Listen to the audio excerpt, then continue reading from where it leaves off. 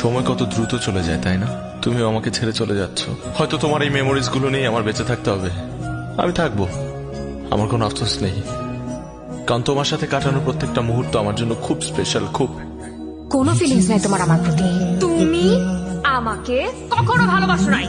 আমি তোমাকে বলেছিলাম যে ভালোবাসি বলার পরে সবাই চলে যায়। এন্ড ইয়েস, আজকে আমি তোমাকে ছেড়ে চলে আসছি, কারণ তুমি যে পরিমাণে নোংরা কাজ আমার সাথে করেছো, এটার পরে আমি বাধ্য হচ্ছে, তুমি আমাকে বাধ্য করেছো তোমাকে ছেড়ে যাওয়ার জন্য। তুমি আমাকে ঠকিয়েছো জ্যাক।